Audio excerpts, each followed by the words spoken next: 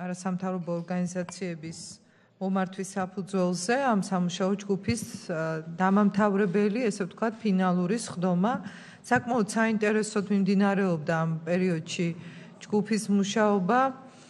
მე ვფიქრობ, რომ ძალიან სასარგებლო იყო ის პროცესი, რომელიც ჩვენ წავმართეთ და საკითხზე ალბათ მოვისმენთ ჩვენ მოსაზრებებსაც. მე მინდა გაგაცნოთ დღევანდელი შემადგენლობა და ფორმატი. შემდეგ ბატონ გედევანს ვთხოვ, როგორც ამ ჯგუფის ხელმძღვანელს, რომ წარუძღვეს ამ სხდომას. ჩვენ დღეს შემდეგი შემადგენლობით ვიმუშავებთ. ჯგუფის წევრები, იცით, დეპუტატები ბატონი გედევან ფოფხაძე, თავი ჯგუფის ხელმძღვანელი, ბატონი მერაბ კაჭახიძე, რუსლან პოღოსიანი, ფატი ხალვაში, ბატონი ოთარ ჩრდილელი, არასამთავრობო ორგანიზაციებიდან ყავს ახალგაზრდა იურისტთა ასოციაციის ხელმძღვანელი ქავატონი ანა ნაცვლიშვილი, სახალხო დამცველის აპარატიდან საპარლამენტო მდივანი ქალბატონი ეკა ფოფხაძე, ეკა სხილაძე, ასე რომელიც სახალხო დამცველს წარმოადგენს, ქალთა მოძრაობის სახელით ქალბატონი ბაია პატარაია, სამოქალაქო ჩართულობის ცენტრი ქალბატონი თინათი ნიბლოშვილი, მაგა ვერ ვხედავ, თამარ გურჩიანი, თამარსაც ვერ ვხედავ, მე მგონი არ არის. ფემინიზმი და გენდერული თანასწორობა ქალბატონი იდა ბახტურიძე, ქალთა მოძრაობის სახელით ელენე ქაიხოსრიშვილი, თამარ ლომიშვილი, არასამთავრობო ორგანიზაცია ანა ხიზანიშვილი მთავრობის კანცელარიიდან, პრემიერის თანაშემწე ქალბატონი სოფო ჯაფარიძე, პროკურატურიდან ადამიანის უფლებათა დაცვის სამმართველოს უფროსი ქალბატონი მაია კვირიკაშვილი, შინაგან საქმეთა სამინისტროდან ბატონი ზვიად ოქროპირიძე, ასევე ლანა ცანავა და მაკაფერაძე შინაგან საქმეთა სამინისტროდან, რომელიც ჩართული იყო ამ სამუშაო ჯგუფში. დღეს ასევე ჩვენ როგორც თხოვნა იყო ჯგუფის წევრების მხრიდან ამ შემაჯამებელ სხდომაზე მოსმენა დაიგეგმა განათლების და მეცნიერების სამინისტროს და მინისტრის მოადგილე ქალბატონი ლიკა გიგაური იქნება პირველი მომხსენებელი და შეგვიძლია დავსვათ ყველა კითხვა, რომელიც გაქვთ. და საქართველოს შრომის და ჯანმრთელობის სოციალური დაცვის სამინისტროდან მინისტრის მოადგილე ბატონი ზაზა სოფრომაძე, ძალიან დიდი მადლობა მათ. ასევე ჯანდაცვის სამინისტროდან არის სამმართველოს უფროსი სოციალურ საკითხთა და პროგრამების ბატონი ამირან დათეშიძე. ეს არის ჩვენი დღევანდელი შემადგენლობა. გენდერული საბჭოს თავმჯდომარე, პარლამენტის პირველი ვიცე-სპიკერი ქალბატონი მანა კობახიძე. ჩვენ აი ამ შემადგენლობით ვიმუშავებთ, მომზადებულია თქვენთან კონსულტაციების შედეგად ჩვენი დასკვნის პროექტი, ასევე რომელიც მე მგონი რომ ყველას აქვს და ძალიან აქტიურად იმუშავა ქალბატონმა ქეთილ ებსვერიძემ, მადლობა მას ამ სამუშაოსთვის, რომელიც ჩაატარა კომიტეტის აპარატის სახელით და შეგვიძლია დღეს ამ ფორმატით ვიმუშაოთ, მოусმინოთ იმ ადამიანებს, ვინც მოვიწვიეთ თქვენი თხოვნით. და შემდეგ თუ იქნება რაიმე კითხვები, ყველა კითხვა დავსვათ, ამოვწუროთ ეს საკითხები და უკვე ბოლო რეკომენდაციებზე ვიმუშაოთ, რომელიც სამუშაო ვერსიის სახით შემოთავაზებული გაქვთ ამ დასკვნის პროექტში. აი ეს არის დღევანდელი სამუშაო ფორმატი და მე ვფიქრობ, რომ ამით ჩვენ შევაჯამებთ ამ რამდენიმე თვიან სამუშაო პროცესს. ეხლა ბატონ გედევანს ვთხოვ, რომ გადაიბაროს ეს საპატიო მისია და წარუძღვეს სხდომას. მაშინ მომხსენებლებს ვთხოვთ ამ მიმდევრობით, როგორც გვაქვს შეთანხმება, ქალბატონ ლია თქვენ იწევთ, ხო? როგორც გირჩევნეთ, ბატონ ზაზა. ჯერ ქალბატონ ლია მაშინ. გთხოვთ.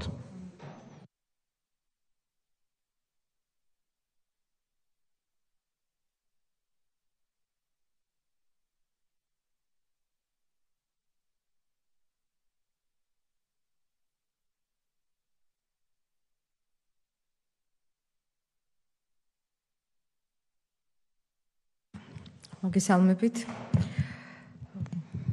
ეს საკითხები, რომელიც არაერთხელ გამხდარა მსჯელობის საგანი, მინდა წარმოვაჩინო გარკვეული სისტემური მემართულებით, გარკვეულ კატეგორიებთან.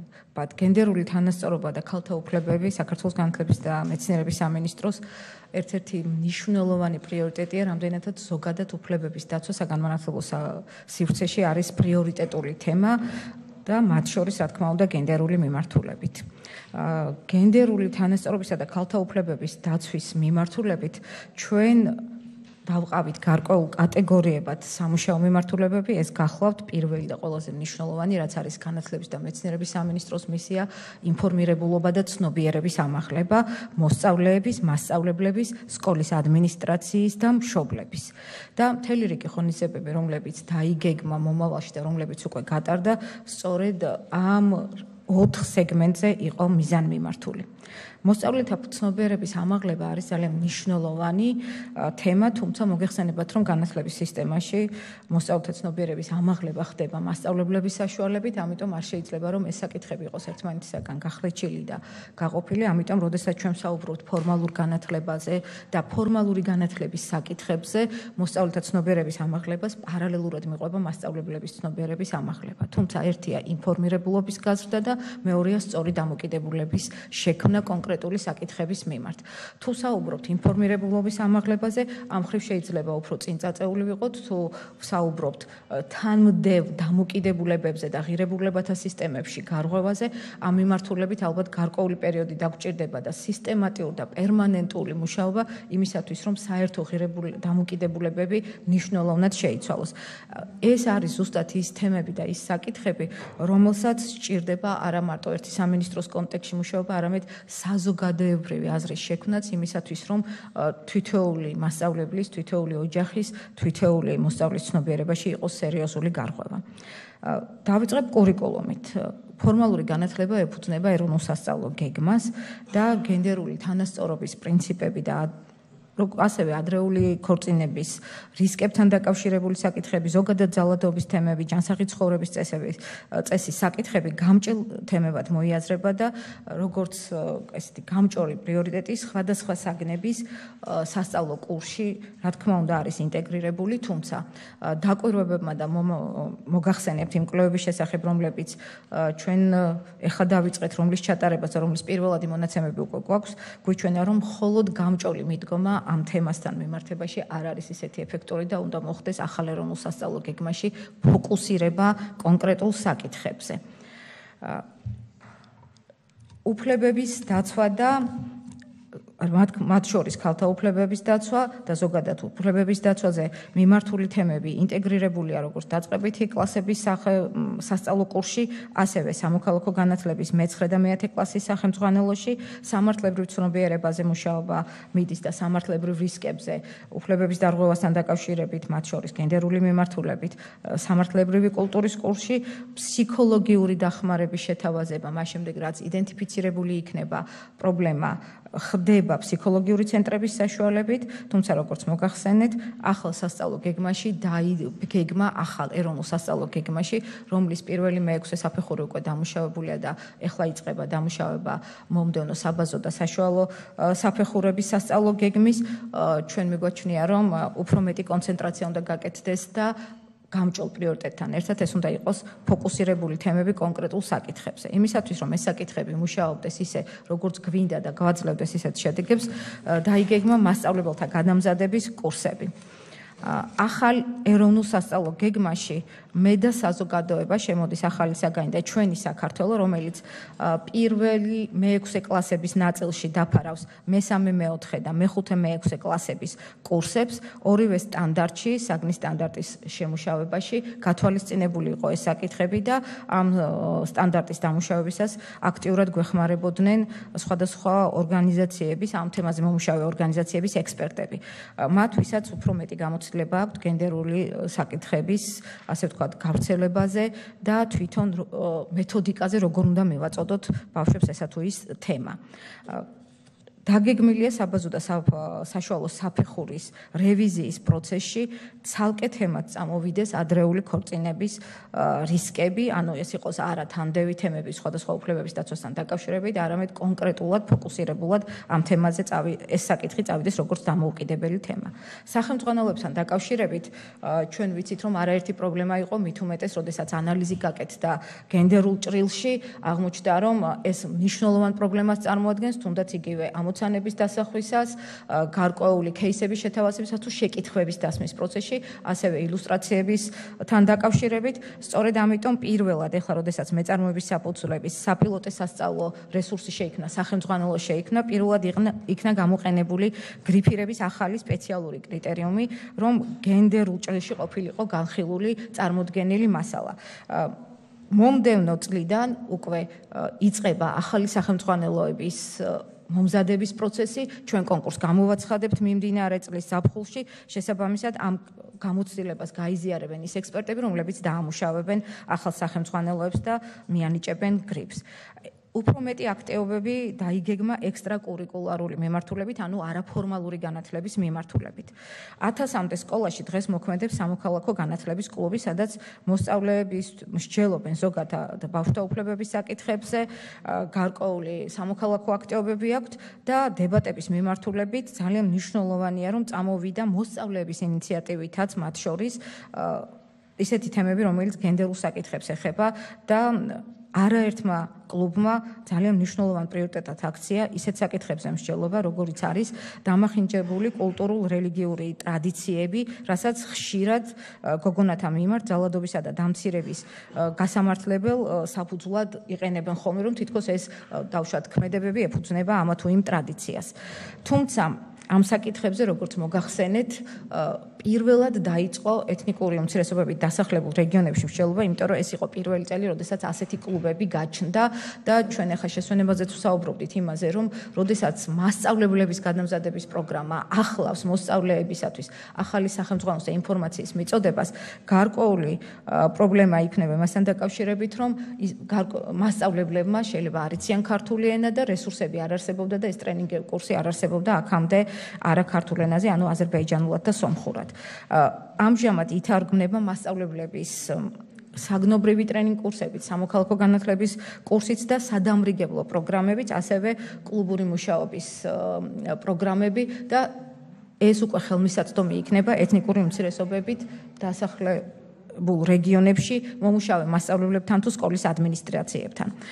ბოლო 1 წლის განმავლობაში არაერთი არასამთავრობო და საერთაშორისო ორგანიზაცია მუშაობდა სხვადასხვა პროგრამის ფარგლებში, სკოლებში.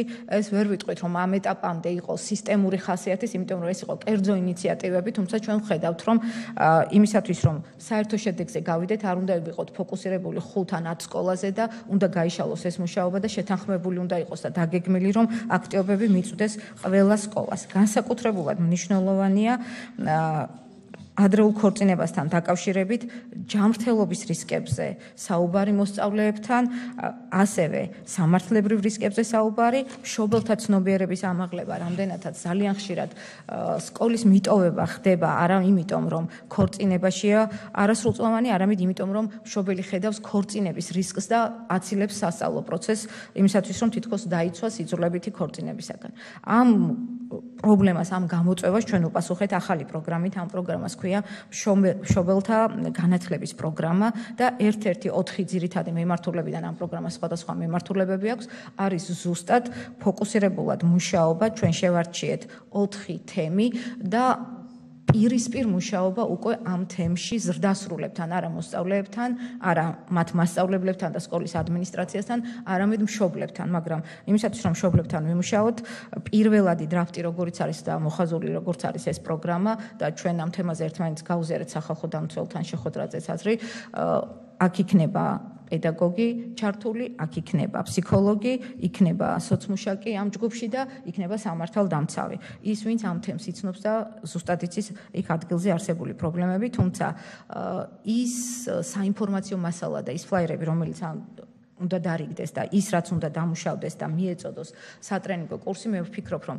ძალიან სენსიტიური საკითხია და ალბათ საერთო განხილვის საფუძველი უნდა გახდეს, ამიტომ ჩვენ უკვე, როდესაც ახლა საგამოცდო პროგრამებს დავამთავრებთ და გაცილებით მეტ ფოკუსს გავაკეთებთ ამ პროგრამაზე, არ ჩაუშვებთ, ვიდრე არ იქნება საერთო ჭრილში განხილული არასამთავრობო ორგანიზაციების მხრიდანაც, სამთავრობო ორგანიზაციების მხრიდან თვითონ ადგილობრივ თვითმმართველობასთან, რომ გავითვალისწინოთ ყველა ის რისკები, რაც შეიძლება მოყვეს, თუნდაც ერთ შეხვედრას, რომელსაც მშობლებთან ჩაატარებს ეს ჯგუფი.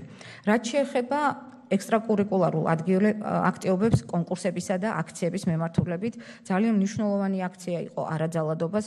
ეს კამპანია მოგეხსენებათ, რომ შინაგან საქმეთა სამინისტროსთან ერთად განხორციელდა და სწორედ მოსწავლეთა ინფორმირებას ისახავდა და ცნობიერების ამაღლებას მიზნით. ასევე ძალიან მნიშვნელოვანი იყო ნაბიჯი თანადგომისაკენ, როგორც ვიდეო კონკურსი, ასევე ესეების კონკურსი და სასკოლო დებატები. ძალიან მნიშვნელოვანი იყო ჩვენ ვიცავთ თანატოლთა უფლებებს და ამ თანატოლთა უფლებების დაცვაში ჩვენგან მოულოდნელად ძალიან ბევრმა და მათ შორის გორის რაიონის სკოლამაც კი წარმოაჩინა ეს ადრეული ქორწინების რისკები, რასაც ნამდვილად არ მოველოდით, იმიტომ რომ მათ გამოიტანეს თანაკლასელის პრობლემა, რომელიც ზუსტად ასეთი იძულებითი ქორწინების პრობლემის წინაშე დადგა და როგორც ეს ბავშვები ამბობდნენ, სხვებიც შეიძლება ანალოგიური პრობლემის წინაშე აღმოჩნდნენ. თუმცა მხოლოდ ბავშვი ამას რა თქმა უნდა ვერ გაუმკლავდება, მასწავლებელი იმ თემის წევრია და რაღაც გარკვეულ წინააღმდეგობის გაწევასთან დაკავშირებით მასაც გააჩნია პრობლემა, ამიტომ უფრო ფართო კამპანია და საზოგადოებრივი აზრის შექმნა არის ძალიან მნიშვნელოვანი.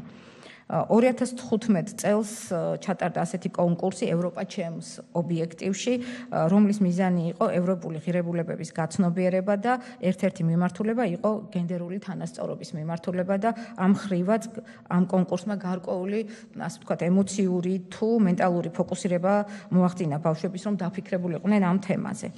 მოგეხსენებათ, რომ ადრეულ ასაკში ბავშვთა ქორწინებასა და გენდერულ პრობლემებთან დაკავშირებულია ზუსტად ეს პრობლემა, არ არსებობდა სისტემატიზირებული სტატისტიკა, მუდმივად იყო ეს ციფრები, რომელიც ფაქტიურად ზოგადი მიტოვების მაჩვენებელი იყო, სადაც ჩვენ ვამბობდით, რომ უმრავლესობა არის ადრეული ქორწინების გამო, მაგრამ იმის გამო, რომ საინფორმაციო ბაზაში, მართვის საინფორმაციო სისტემის ემისის ბაზაში შეეძლო ყოველგვარი დოკუმენტური საფუძვლის გარეშე სკოლის დირექტორს აღენიშნა, რომ ან ადრეული ქორწინება იყო სკოლის მიტოვება, ან ავადმყოფობა და ასე შემდეგ და არ არსებობდა ობიექტური დამადასტურებელი დოკუმენტი, ყოველთვის არეული იყო ეს მონაცემები, მით უფრო რომ სკოლა შეეძლო ეს შეეცვალა.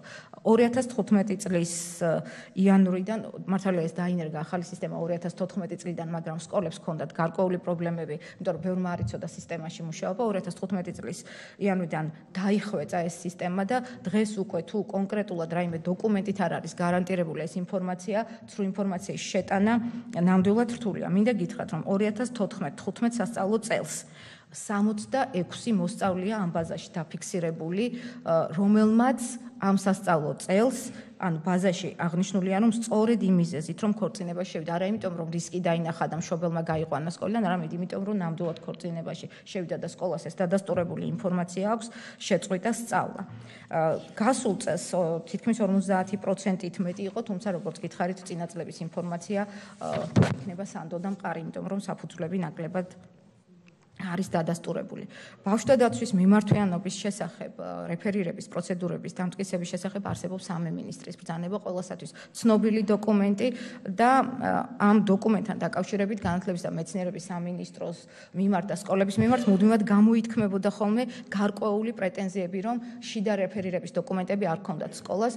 ის დოკუმენტი, რომელიც შეიმუშავა სამინისტრომ და სარეკომენდაცია იყო გადაეგზავნათ სკოლებს და სკოლებმა ეს თავიანთ სკოლის ბაზაზე თვითონმა სკოლის დირექტორმა დაამტკიცა და სკოლებში განისაზღვრა რეფერირებაზე პასუხისმგებელი ერთი პირი, ვინც პასუხს აგებს იმ შემთხვევაში, თუ არ მოხდა რეფერირება, მათ გაიარეს სპეციალური გადამზადების კურსი, თუმცა აქ იყო სერიოზული პრობლემები, იმიტომ რომ ეს კურსი ქართულ ენაზე იყო მომზადებული და შესაბამისად ჩაუტარდათ ყველას, თუმცა აღქმადი აღმოჩნდა მათთვის, ვინც ფლობდა ენას, ამიტომ ეხლა ითარგმნება ამ კურსის შინაარსი და ჩატარდება დამატებითი საინფორმაციო შეხვედრები უკვე იმ ადამიანებთან, ვინცაც შეიძლება ბოლომდე არ ქონდათ წდომა შინაარსთან. ტრენინგი ძალადობის იდენტიფიცირების საბაზისო უნარებში, რომელიც ჩატარდა 400 საჯარო სკოლის 1070 მანდატურისთვის და მოდულები იყო ასეთი: ბავშვის ასაკობრივი თავისებურებები და რისკები, ბავშვთა და მოზარდთა ფსიქიური ჯანმრთელობა, ბავშვთა მიმართ ძალადობა და მათი შედეგები და ტრამვული სტრესის მართვა. ასეთივე დაახლოებით ანალოგიური შინაარსის ტრენინგი ჩაუტარდათ იმ ადამიანებს, რომლებიც არიან პასუხისმგებელი პირები რეფერალზე. 2015 წლის მარტიდან უკვე ბავშვთა მიმართ ძალადობა გადამისამართების პროცედურები და ბავშვის დაცვის საჭიროებები ფსიქოლოგიურმა სამსახურმა ჩაუტარა ტრენინგები მასწავლებლებსაც. მოგეხსენებათ, სულ ახლახანს დამთავრდა ახალი შერჩევის პროცედურები სასელექციო პროცესი სკოლის დირექტორებთან დაკავშირებით. ეს ციკლური პროცესია და 6 წელიწადში ერთხელ უწევთ ხოლმე სკოლებს დირექტორების არჩევა. მთლიანად ახალი კურსი მომზადდა დირექტორების გადამზადებისთვის, რომელიც დაიწყება როგორც კი სასწავლო წელი დამთავრდება და აქ 5 გამჭოლი პრიორიტეტული მემართულებიდან ერთ-ერთი არის ზუსტად ძალადობა და მათ შორის გენდერული ძალადობის საკითხები.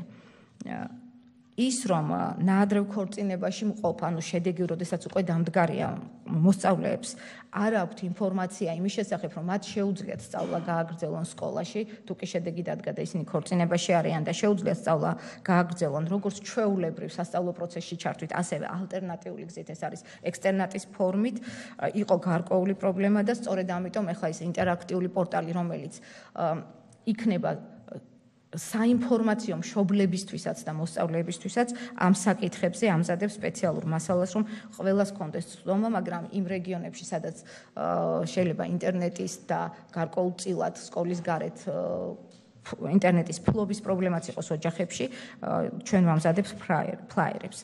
მშობელთა ცნობიერების ამაღლება დღემდე იყო სადამრიგებლო საათის ფარგლებში და თვითოეულ დამრიგებელს უტარდებოდა წინასწარმოსამზადებელი საინფორმაციო შეხვედრები და შემდეგ ისინი ატარებდნენ სხვადასხვა თემებზე, მათ შორის რეპროდუქციული ჯანმრთელობისა და ადრეული ქორწინების რისკებთან დაკავშირებით მშობლებთან შეხვედრებს.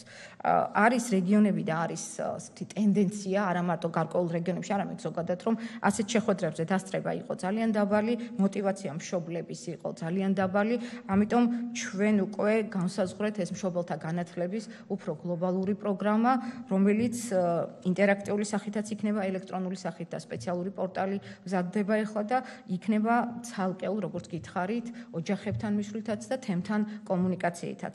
არა მხოლოდ სკოლის დირექტორის და არა მხოლოდ დამრიგებლის მიერ, არამედ სპეციალური ჯგუფი, რომელიც შეიქმნა ჯერჯერობით 2-3 კაციანი ჯგუფია დაკომპლექტებული და შემდეგ ისინი ამ მასალას რომ დაამუშავებენ და გატესტავენ, უფრო გლობალური იქნება ეს კამპანია. მოგეხსენებათ, განათლების და მეცნიერების სამინისტრო ახორციელებს ახალ პროგრამას, ეს ფაქტიურად უკვე 1 წლის არის, ეს არის სამედიცინო კაბინეტების და სკოლის ექიმის პროგრამა.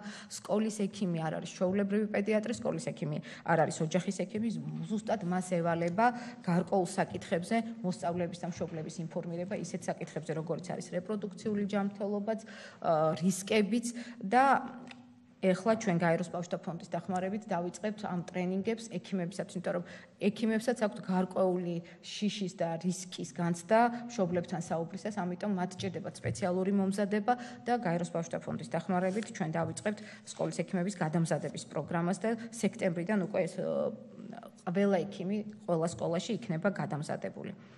მათ შორის თემებში არის ადრეული ქორწინების რისკებიც. მშობელთა ცნობიერების ამაღლების მიმართულებით ასევე ძალიან მნიშვნელოვანია გენდერული სტერეოტიპების კვლევა მასწავლებლების პრაქტიკაში.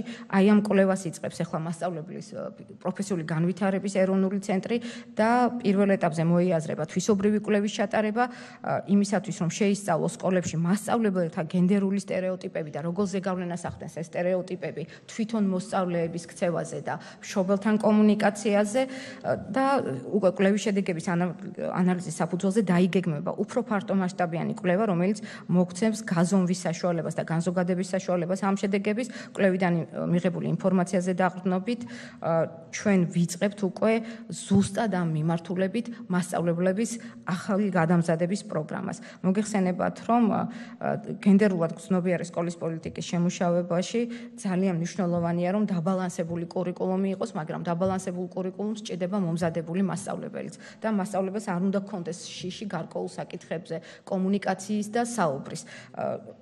ბევრი რომ ვილაპარაკოთ და ვამტკიცოთ რომ ასეთი შიშები არ არსებობს და ყველა მასწავლებელი მზად არის, ყველა მიცის რომ ეს ასე არ არის და ამ მიმართულებით არსებობს ძალიან სერიოზული გამოწვევები. მეორე კვლევა, რომელიც ასევე გენდერული მიმართულებით იწყება, ეს უკვე საქართველოს ბავშვთა ფედერაციასთან ერთად არის მომზადებული და სულ მალე დაიწყება, ეს არის გენდერული თანასწორობა სპორტისა და ფიზიკურ აქტივობაში და ჩართულობა გოგონების. რატომ გაჩნდა ასეთი კვლევის ჩატარების საჭიროება?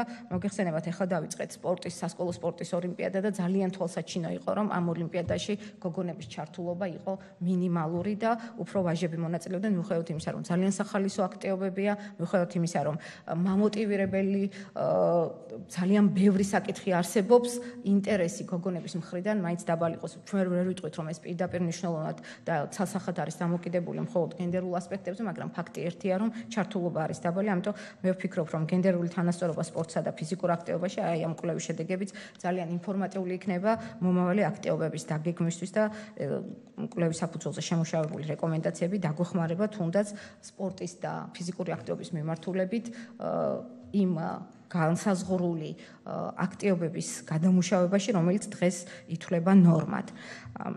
2014 წლის ბოლოს მომზადდა და 15 წელს ჩაეშვა ჯანსაღი ცხოვრების წესის გზამკვლევი მასწავლებლებისთვის და აქ არის ძალიან ისეთი დაწვრილებითი ინფორმაციები ადრეულ ასაკში ქორწინების და იძულებით ქორწინების პრევენციის თემებზე, ცნობიერების ამაღლების მიმართულებით, ნებისმიერი საგნის მასწავლებლისთვის არის განსაზღვრული და ჩვენ ვფიქრობთ, რომ ესეც დაეხმარებათ მასწავლებლებს. ძალადობის შესახებ ზოგადად და მათ შორის ოჯახური ძალადობისა და გენდერული განათლების საკითხებზე, ძალადობის მსხვერპლის იდენტიფიკაციის პროცესთან დაკავშირებული რისკებისა და კონფლიქტების მართვის საკითხები ინტეგრირებული იყო ფაქტიურად მასწავლებლის პროფესიული განვითარების ცენტრის მიერ ორგანიზებულ ყველა ტრენინგში. თუმცა განსაკუთრებულად მნიშვნელოვნად მიგვაჩნია ის, რომ აი ახლა ჩვენს პარალელურად მიმდინარეობს 4+1 პროგრამის სტუდენტების, ესენი არიან ეთნიკური უმცირესობების წარმომადგენელი სტუდენტები, რომლებმაც ჯერ ჩააბარეს საკუთარ ენაზე ზოგადი უნარები და შემდეგ ერთწლიანი კურსი გაიარეს ქართულ ენაზე.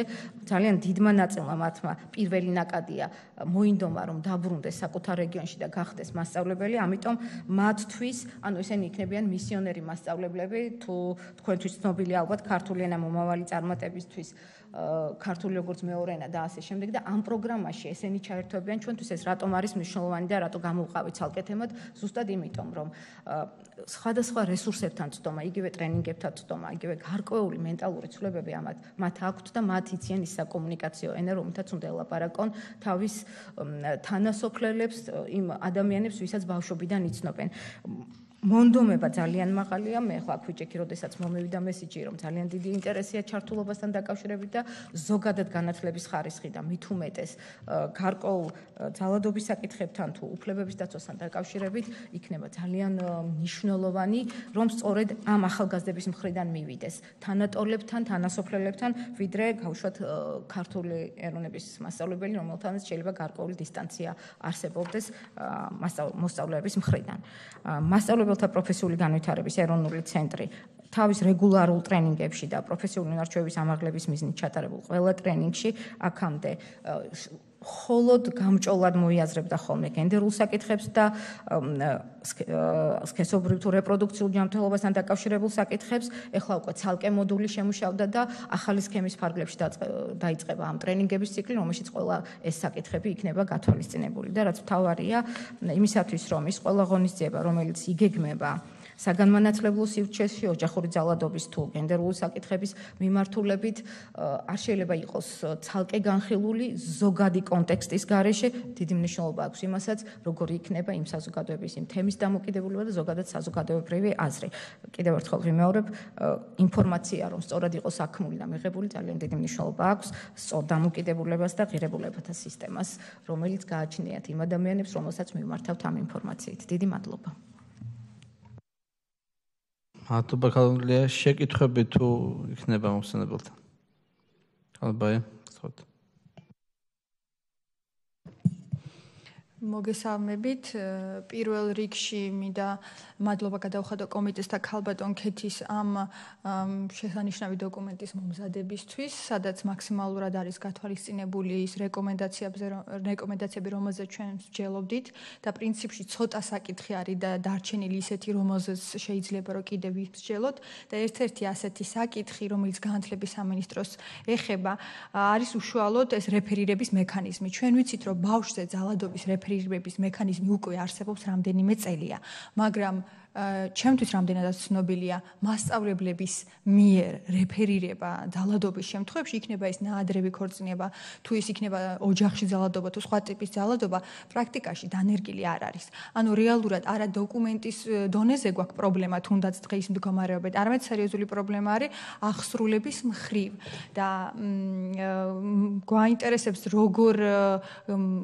როგორ აპირებთ თქვენ რომ პრაქტიკაში დანერგოთ ის რომ ეს რეფერალი რეალურად ამუშავდეს და ჩვენ ნამდვილ ციფრებთან გქონდეს უკვე შეხება. გაგონლია როგორ გიჩვენეთ კითხვას უპასუხოთ? დიდი მადლობა. ვერ დავეთანხმები რომ ეს პრაქტიკაში არ ახსრულდება. აქამდე რეფერალზე პასუხისმგებელი იყო მანდატურის ჯგუფის უფროსი, თუმცა მოგეხსენებათ, რომ იმ ბრძანებაში მანდატური არსად არ არის მოხსენებული, ამ სამი მინისტრის ბრძანებაში მასწავლებელს ევალებოდა ინფორმირება, სკოლა იყო ვალდებული, რომ ინფორმირება მოეხდინა და მზადდება იცით ბრძანებაში ცვლილებები, ჩვენი მხრიდან ეს გავაშხერეთ. რაც შეეხება რეფერირებას, მანდატურის სამსახურიდან მე შემიძლია ახლა მოგაწოდოთ ეს ციფრები, თუ არ ვცდები, 235-ზე მეტი მიმართვა არსებობს ზუსტად ამ ძალადობის ფაქტებთან დაკავშირებით, რომელიც იყო იდენტიფიცირებული და განხორციელდა რეფერალი და ჩვენ სულ ცოტა ხნის წინ გქონდა შეხვედრა სოციალური უზრუნველყოფის სააგენტოს წარმომადგენლებთანაც და სოცმუშაკებთან უბრალოდ და იყო იქ გარკვეული პრეტენზიებიც, რომ ფაქტიურად ყველა ფაქტის რეფერირება ხდება, რომელიც შეიძლება არც იყოს ჯერ გამოძიებული, თუმცა თუ კი არსებობს რისკი და გონივრული საფუძვლიანი ეჭვი იმის, რომ ბავშვი არის ძალადობის მსხვერპლი, ოჯახური ძალადობა ეს თუ შეიძლება ქუჩაში რაღაც გარკვეული ძალადობა, მაგრამ მასწავლებელი ამას ვერ განსაზღვრავს რა ტიპის ძალადობის მსხვერპლია ბავშვი, მუდმივად ხორციელდება და მე ვთხოვ მანდატურის სამსახურს, რომ თქვენ ოფიციალურად თვეების მიხედვით მოგაწოდოთ ეს ინფორმაცია, რომ როდის რა ტიპის პრობლემებზე მოხდა რეფერირება და ვის მიერ. ბოლო 2014 წლის ბოლო, ანუ სექტემბრიდან შემიძლია მოგაწოდოთ 14 წლის ნაწილშიც და დღემდე 15 წლამდე. შევხვდება გინდათ? მინდა ერთ საკითხს შევეხო, რომელიც არ ეხება მარტო განათლების სამინისტროს ნაადრევ ქორწინებებზე არის საუბარი, თუმცა გარკვეულწილად ეხება. ჩვენ გვაქვს ინფორმაცია, პირველ რიგში ვიცით, რომ ფაქტია, რომ ნაადრევი ქორწინებების პრაქტიკა საქართველოში არსებობს და აქ არა მარტო 16-დან 18 წლამდე ასაკის გოგონებზე არის საუბარი, არამედ 14 წლიდან 13 წლის გოგონებზე არის საუბარი. პირველი არის სკოლა, რომელიც ამის შესახებ იგებს, იმიტომ რომ გოგონა წყვეტს სკოლაში სიარულს. ეხლავე გვაქვს ჩვენ მონაცემები, რომელიც შეგვიძლია გადავცეთ შინაგან საქმეთა სამინისტროს, აი საბირქენჩი ხვალ 14 წლის გოგონას ქორწილია. ეს არის ამბავი, რომელიც ყველამ იცის. ეს შემთხვევები არ არის საიდუმლო შემთხვევები, მით უმეტეს სკოლის მასწავლებლებისთვის და დირექტორებისთვის, რწმუნებულებისთვის, პროკურატურისთვის, შინაგან საქმეთა სამინისტროსთვის დამკვიდრებულია პრაქტიკა, რომ ხალხი წინასწარ აგროვებს ფულს, რომ საპროცესო შეთანხმებით გადაიხადოს ეს ფული, რომელიც მას მოუწევს ნაადრევი ქორწინების გამო. და აი ესეთი პრაქტიკის არსებობა სახელმწიფოში ნიშნავს იმას, რომ უგულვებელყოფა ხდება იმ კანონმდებლობის, რომელიც უკვე არსებობს და შესაბამისობაში არის სტანდარტებთან. რაც ეხება იმ კონკრეტულ შემთხვევებს, როდესაც გოგონები უკვე ფეხმძიმედ არიან ან აღარ დადიან სკოლაში, გეუბნებით, რომ 7 ასეთი სახელი და გვარი ვიცით კონკრეტული, რომელიც შეგვიძლია გადავცეთ და ამაზე რეაგირება აქამდე არ მომხდარა, რა რეაგირება მოხდება, ამაზე ვნახავთ. თუმცა ის შემთხვევა, რომელზეც მე ხვალ ვსაუბრობ, ეს არის ძალიან გახმაურებული შემთხვევა. კითხვას არ თვალისწინებდა ეს ინფორმაცია, რომ ხალხმოდგინეს ისმით. მოგესალმებით, პირველ რიგში მადლობა კომიტეტს ასეთი მნიშვნელოვანი ინიციატივისთვის და ქალბატონ ლიას მოწოდებული ინფორმაციისთვის. ჩემი შეკითხვა შეეხება რეფერირების მექანიზმს.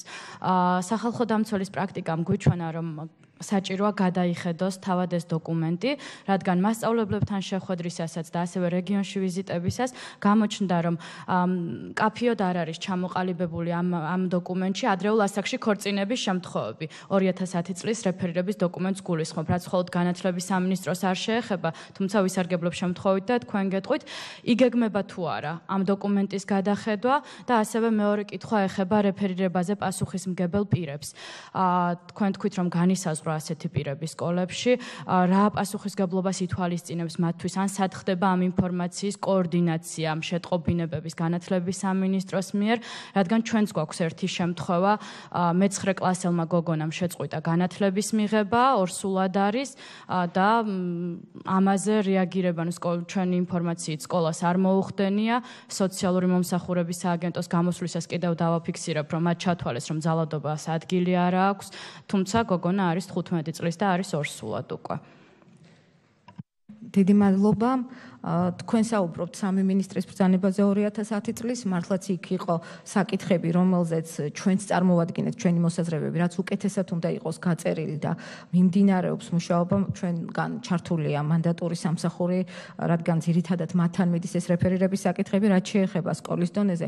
ამ სამი მინისტრის ბრძანებაში თქვენ იცით, რომ ვალდებულება აქვს სკოლას, რომ თვითონ დაამტკიცოს შიდა რეფერირების წესი და როგორც უკვე გითხარით, ეს წესი და მე მგონი ეს თქვენ შეიძლება ნანახიც გაქვთ, გაცილებით კარგად არის გაწერილი და თვითეულ, ასე ვთქვათ, მასწავლებლებიდან დაწყებული თვითეულ ნაბიჯს განმარტავს, ვინ რა უნდა გააკეთოს იმისათვის, რომ თუ ექნება საფუძვლიანი ეჭვი ძალადობასთან დაკავშირებით, ვის მიაწოდოს ინფორმაცია, რა ფორმით მიაწოდოს. ეს არის უფრო დახვეწილი დოკუმენტი, სკოლებმა დაამტკიცეს, განათლების და მეცნიერების სამინისტროში მომუშავე ჯგუფმა შეიმუშავა ეს სარეკომენდაციო პაკეტი და შემდეგში უკვე სკოლებმა განიხილეს და სკოლის დირექტორის ბრძანებით არის დამტკიცებული. თუმცა, რაზეც თქვენ ბრძანებთ, ჩვენ უკვე ვიცით ეგ თემა, ამ შემთხვევაში სკოლის დირექტორს, რომელმაც ჩვენ და სამწუხაროდ არ იცის ქართული ენა და როგორც ჩანს ამ ტრენინგიდან ვერ გამოიტანა და იგივე წესიდან დასკვნა, ნამდვილად შეიძლება კონდეს, მე არ ვიცი კონკრეტულად ეს кейსი, მაგრამ აუცილებლად გადავამოწმებთ ამას და მე როგორც ვფიქრობ, ზუსტად ეს ის შემთხვევაა, რაზეც მე ვსაუბრობდი, რომ ჩვენ და ეს დოკუმენტები ასევე ვთარგმნოთ აზერბაიჯანულ და სომხურ ენაზე. ეს ამას აქვს მნიშვნელობა, თუმცა მოგეხსენებათ, რომ ჩვენი კანონმდებლობით საქმის წარმოება ქართულ ენაზე უნდა მიმდინარეობდეს და ასეთი ვალდებულება არ იყო, თუმცა ფაქტია, რომ რეალობა მოიტანა ეს საჭიროება. დიდი მადლობა. მადლობა ქალორია. გესმით. მოგესალმებით, ნატო შავლაყაძე, ძალადობისგან დაცვის ეროვნული ქსელი. დიდი მადლობა მოწვევისთვის, სამწუხაროდ ერთ-ერთ ამ შეხვედრაზე ვერ შევძელი და დღეს პირველად ამ შეხვედრაზე, რომელსაც თქვენი კომიტეტი ხელმძღვანელობს და არის ჩვეულებრივი ინიციატივა და მადლობა და წარმატებებს გისურვებ და იმედია გაგრძელდება ეს მუშაობა. ქალბატონია, მე მაქვს ერთი შეკითხვა. ჩვენი ორგანიზაციის ინიციატივით პარლამენტმა მიიღო მუხლით, ეს არის 14 პრიმა მუხლი სახით შესული ოჯახის ძალადობის კანონში, რომელიც გულისხმობს სკოლების და აგრეთვე სამედიცინო დაწესებულებების რეაგირებას ოჯახის ძალადობის საკითხებს. თქვენ ბრძანეთ, რომ ყავთ გამოყოფილი თითოეულ სკოლაში ადამიანი, რომელიც ამ რეაგირებს, ანუ რეფერირებაშია ჩართული. მე მაინტერესებს, არის თუ არა გამოყოფილი სადმე ის უწყება, სადაც ხდება ამ ინფორმაციის კოორდინაცია, სადაც ხდება კოორდინირება და სადაც ხდება მასზე რეაგირება და სად არის ეს უწყება. რაღაც ასე მგონია, რომ ეს აბსოლუტურად ისე ღიად არის დარჩენილი. დიდი მადლობა. ნამდვილად ღია თემა იყო წლების განმავლობაში, თუნდაც იმიტომ, რომ იგივე სკოლებში არსებული ეს სარეკომენდაციო პაკეტი არ იყო სკოლის დირექტორის მიერ დამტკიცებული და არ იყვნენ ინფორმირებული მასწავლებლები და ზუსტად 2014 წლის სასწავლო 15 წლის დასაწყისში დავიწყეთ გადამოწმება და მონიტორინგი იმის, რომ აქვს თუ არა სკოლებში და წესი დამტკიცებული და არიან თუ არა მასწავლებლები ინფორმირებული. რა თქმა უნდა, შერჩევით მოხდა მონიტორინგი და შეიძლება რომ 4000-მდე შენობაში მიმდინარეობს სასწავლო პროცესი და ყველგან ერთდროულად შეამოწმო, თუმცა გამოიკვეთა ეს ტენდენცია, კიდევ მიეცათ სკოლებს რეკომენდაცია განმეორებით და ფაქტიურად ეს წესი გარკვეული გამონაკლისების გარდა ყველამ დაამტკიცა, განიხილა და გამოიყო ეს უკვე ბრძანები დამტკიცებული ადამიანია, თუ არსებობს მანდატურების ჯგუფი, მანდატურის ჯგუფის ხელმძღვანელი, ვინც არის, ის არის პასუხისმგებელი უკვე ინფორმაციის გადაცემაზე და თუ არ არსებობს იმ სკოლაში მანდატურის სამსახური, ანუ არ მოქმედებს, ასეთ შემთხვევაში შემთხვევაში სკოლის დირექტორი ან დირექტორის მოადგილე და ესეც არის ბრძანებით განსაზღვრული. ვისთან აკუმულირდება ეს ინფორმაცია, ჩვენთან აკუმულირდება მანდატური სამსახურში. ანუ მიუხედავად იმისა, არსებობს იმ სკოლაში მანდატური თუ არ არსებობს, მოგეხსენებათ, რომ თითოეულ შემთხვევაში შეიძლება იყოს ფსიქოლოგიური ცენტრის ფსიქოლოგების ჩართულობის საჭიროება და ასეთ შემთხვევაშიც უკვე იქ ადგილზე ხდება გადაწყვეტილების მიღება, როგორ უნდა მოხდეს შემდგომი რეაგირება, ფსიქოლოგების ჯგუფი უნდა გავიდეს, ინდივიდუალური შეხვედრები უნდა იყოს, თუ შესაძლებელია, რომ ზოგადად საინფორმაციო კამპანია უნდა ჩატარდეს გარკვეულ საკითხებთან დაკავშირებით. დიდი მადლობა. მადლობა, გისმენთ.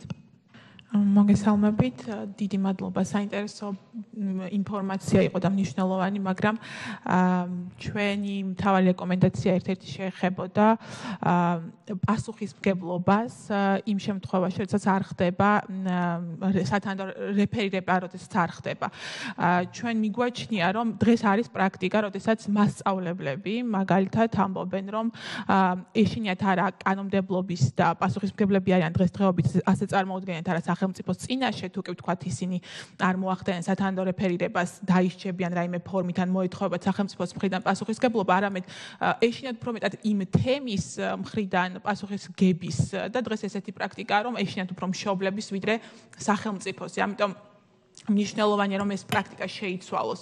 შეიცვალოს ის რომ მასწავლებლებმა სკოლამ იგრძნოს, რომ თუ კი არ მოხდება რეაგირება მათი მხრიდან და არ მოხდება სათანადო უწყებებზე გადაცემა, თუნდაც ფაქტის, რომ მოხდა ადრეული ქორწინება ან გაჩნდა ეჭვი, რომ არის ადრეული ქორწინების შემთხვევა, მაშინ ეს პრაქტიკა არასდროს არ აღმოიფხვრება.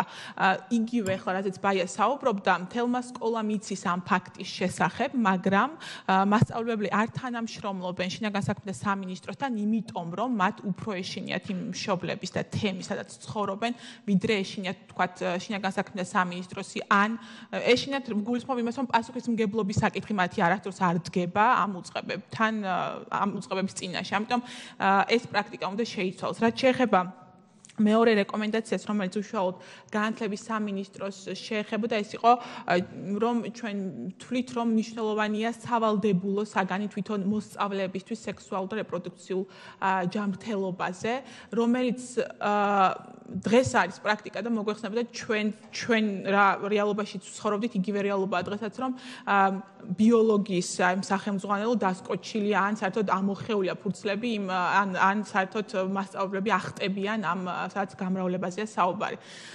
ჩვენი რეკომენდაცია რომ ეს შეიძლება არ იყოს უშუალოდ ესე ცალკე საგნად, შეიძლება იყოს ინტეგრირებული, არ ეთქვას მას სექსუალური განათლება, მაგრამ იყოს საუბარი იმ რისკებზე, რა თქვათ, რა ხდება სექსუალური ცხოვრების დაწყების დროს, რა ხდება ორცულობის დროს, ასე შემდეგ. ეს საკითხები ძალიან მნიშვნელოვანია, რომ ინტეგრირებული იყოს ან რომელიმე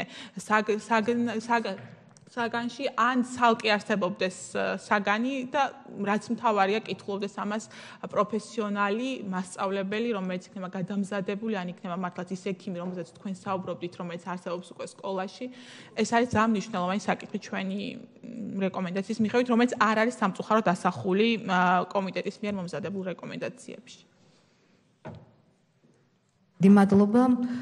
ერთი რომ სადამსჯელო სანქციები რომ იცოდნენ მასწავლებლებმა და დროულად არ მოახდინეს რეფერირება ან სკოლაში პასუხისმგებელმა პირმა, ამას როდესაც რაღაც სახდელი უნდა დაედოს მასწავლებელს ან დირექტორს, ამას სჭირდება დამტკიცება და ნამდვილად ასეთი პრაქტიკა რომ დაუნტკიცო იმ მასწავლებელს, რომ შენ იცოდი ეს, რომ ეს მოსწავლე იყო ორსულად და არ შეატყობინე, ცოტა გაძნელებული თემაა, ამიტომ ჩვენი მხრიდან ჭირს ხოლმე ასეთი დამტკიცება, გეთანხმებით ამაში, რომ ასეთი პრაქტიკა მასწავლებლების დასჯის ნამდვილად არ არსებობს. მეორე საკითხი და ალბათ ამას კიდე ჭირდება კარგად დამუშავება ამ საკითხს და კარგად ჩამოყალიბება და განსაზღვრა იმის თუ რა როლი აკისრია ამ შემთხვევაში მასწავლებელს და რა პასუხისმგებლობა აკისრია მასწავლებელს.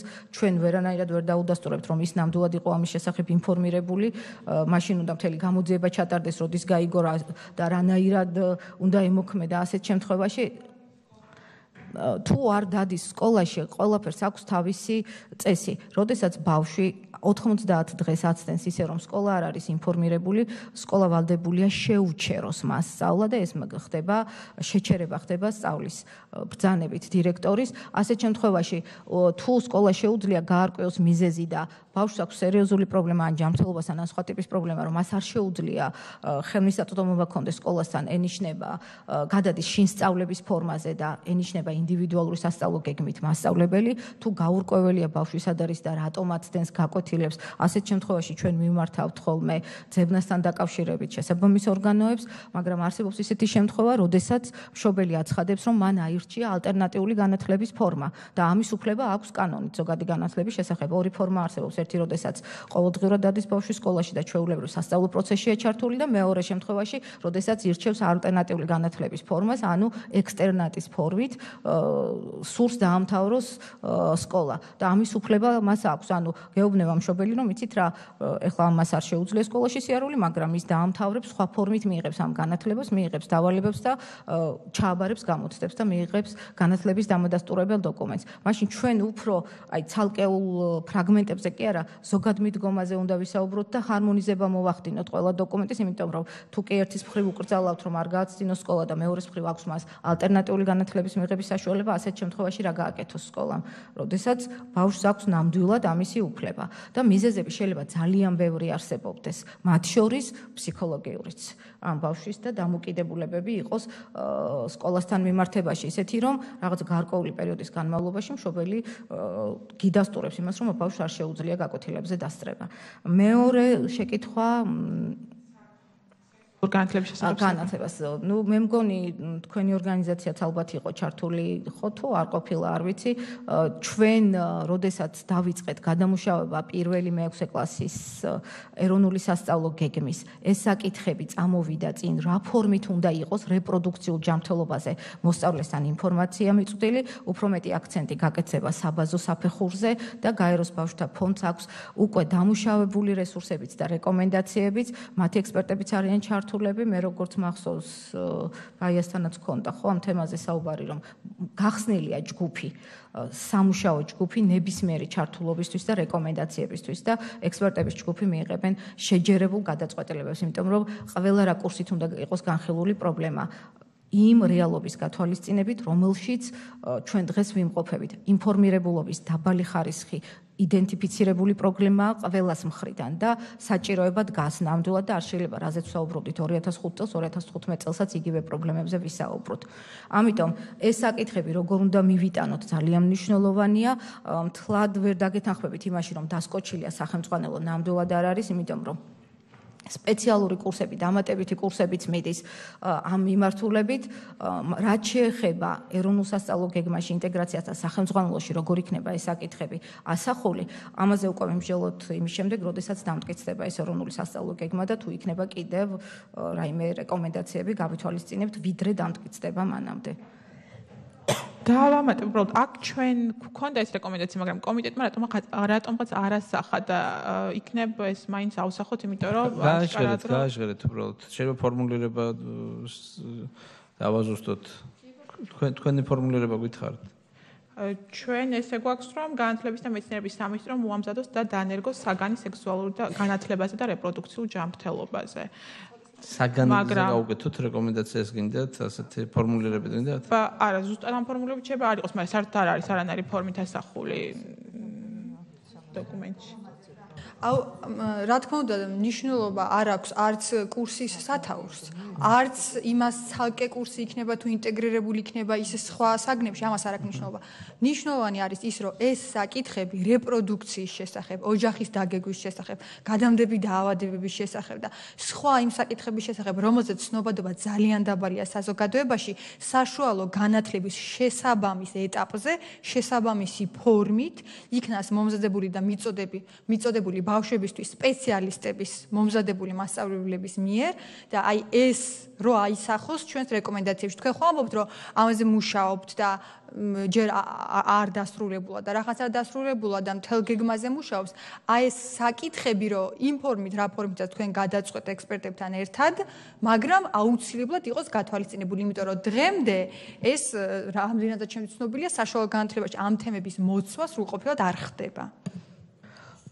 ანუ ამ შემთხვევაში ჩვენ თან ხვდებით, რომ ეს საკითხები უნდა იყოს ასახული აუცილებლად პირველი მე-6 კლასში, როგორც შეიძლება რომ იყოს მიტანილი გადამდებარე დაავადებებთან დაკავშირებით საკითხები არის ინტეგრირებული მე და საზოგადოების და კურსში არის ჰიგიენის საკითხები, რატომ უნდა დავიცვათ და ასე შემდეგ.